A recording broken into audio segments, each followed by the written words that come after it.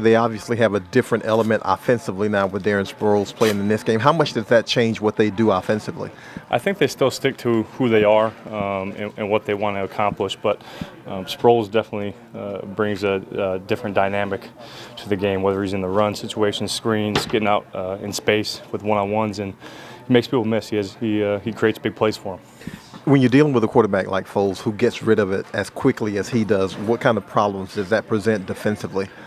Well, I think for him, getting the ball out of his hand quick, he avoids a lot of pressure. It's hard to get pressure on him, and he does a great job of avoiding sacks and taking sacks. So for us, we just have to try to take him out of his rhythm. Don't let him get into a rhythm early with these completions, and try to force some turnovers. I know it's difficult to replicate, obviously, what you did the first time, but why was that plan so successful, and how much of that plan can you take into a game a couple of months later? Well, I think first off, we started fast as a defense. I think we had a 3-and-out to start the game, or 5-and-out, something like that. And then the second drive came back. I think it was the 8th or 9th play of the game. Marshawn had an interception down the middle of the field. Anytime we can create a turnover early in the game, give the offense the ball back in plus territory, I mean, Drew and these guys are going to go down and score. So for us, it's starting fast and executing our game plan. The two tight ends they have with Ertz and Goddard, what type of matchup problems can those guys create down the field? Well, because they're more wide receivers than they are tight ends. They're great in space. They create separation at the top of routes. They're both have great hands, and obviously Ertz broke all these records this year for tight ends and completions and or receptions. I'm sorry.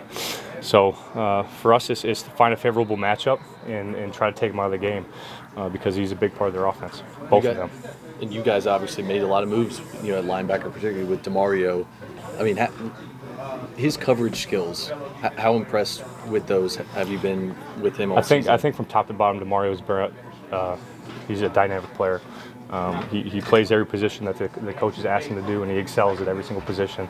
Definitely a guy and a teammate that I think he got snubbed out of the Pro Bowl. I think his production and what he means to this defense is huge. So anytime he's in a matchup, I look for him to win because I know he can. I know the team goals and aspirations are so much higher than probably the smaller goal of him just making his first playoff game. But is there an excitement for the rest of the team? I think it's an excitement for the entire team because every single year the team's different. Every single year you have different pieces, and like you said, some guys have never been in the playoffs, and this is their first time. And but we have to realize that this opportunity is very special, and just focus on the process.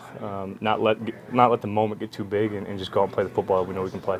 What do you think that Foles brings to this offense that just differentiates it from when it's under Wentz? Well, I'll say one thing with Foles. I think if you look at his numbers in playoffs, completion percentage and passer rating, I saw a stat the other day. He's the best, I'm pretty sure, has the best passer rating in the playoffs for any quarterback in the history of the NFL. He doesn't turn the ball over, and he just wins games. I mean, that's what it comes down to. He controls their offense, doesn't really turn the ball over, and makes big plays when you need him to make big plays.